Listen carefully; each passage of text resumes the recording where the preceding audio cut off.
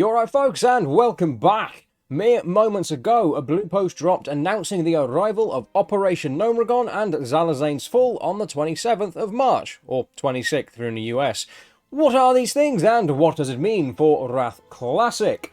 So, Operation Gnomeregan and Zalazane's Fall are in-game lore events that are designed to advance the story of the Gnome and Troll races, and set up the changes we see to these playable races in Cataclysm, namely the update to their starting zones, and to explain why they are no longer shared with other member races of their respective factions, i.e. the Dwarves and the Orcs. I won't spoil too much, they're a good little bit of content, and it'll give those of us in Wrath something to do for 5 minutes before we go back to impatiently waiting for the pre-patch to drop. But with that said, Operation Gnomeregan centres around Mechatalk, the Gnomes, and any willing Alliance adventurers attempting to retake their city from the Trogs, Leper Gnomes, and their bat-crap crazy leader, Thermoplug. You'll be very familiar with him, especially if you've been playing Season of Discovery. You've probably punted this sickly midget into the nearest whirring cog many times over. Zalazane's Fall is very much the same thing, but in this case it is the Trolls and any Horde adventurers, launching an all-out assault on the Echo Isles in order to retake their home from the treacherous Zalazane. This event also introduces Troll Druids, and you'll see where that little race class combo comes from. You will get a couple of rewards for completing these events. You'll receive the Gnomeregan's Pride or Darkspear Pride toy depending on your faction. You can add it to your collection and it will transform you into either a Gnomish Infantryman or a Darkspear Warrior. Pretty standard shapeshift toy. You'll also get a unique Feat of Strength achievement for completing the event. The quests, the event, and the rewards will remain in the game up until the launch of the pre-patch, because that's when the world explodes and the aftermath of these in-game events is realised within the game itself. Again, the new starting areas for both respective races. However, this announcement comes with more than just the events. There will be some alterations to certain item drops for the remainder of Wrath of the Lich King Classic, and to be fair, this is probably the most interesting part of the post.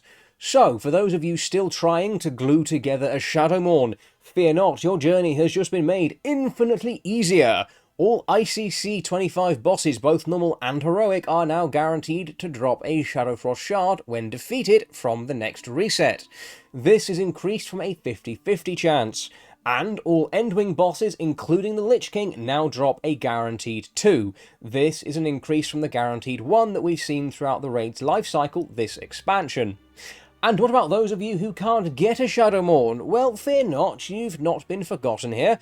All heroic Endwing bosses will now drop 1 extra heroic token per kill, and the Lich King himself will drop an additional 2 heroic tokens when defeated.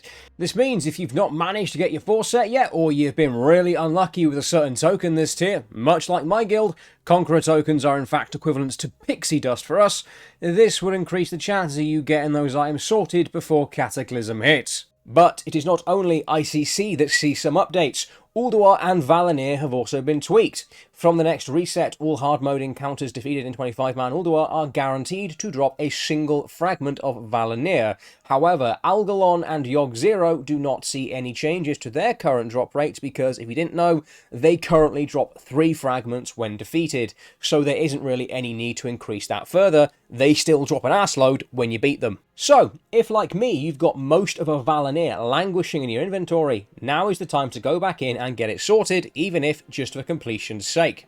Blizzard have also seen fit to increase the drop rates of Defiler's Scourgestones. This is the 5-man currency you receive from Titan Rune Gamma instances. At the moment you get 1 Scourgestone per boss defeated, and as with most of the other currencies I've spoken about in this video, the drop rate is doubled. So from your weekly reset this week you should find getting gear for alts and whatnot a great deal easier. The Blue Post also states that these changes will only remain in effect up until the end of the pre-patch period, wherein I assume they will revert to their previous states. This is great news, honestly, and it fills me with a bit of hope that Cata isn't too far away, because the beta hasn't done much at assuaging fears that we could be in for a hell of a wait. It is nice to see them giving people a chance to actually complete certain aspects of the game before moving on.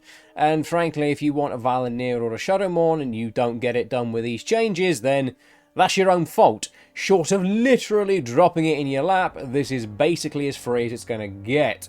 And if you're a toy collector or achievement hunter and maybe haven't played Wrath in a while, this would be a great time to hop back in as well, because any rewards associated with the Operation Gnomeregan and Zalazane Falls events will be unavailable with the pre-patch, so get on that as soon as possible.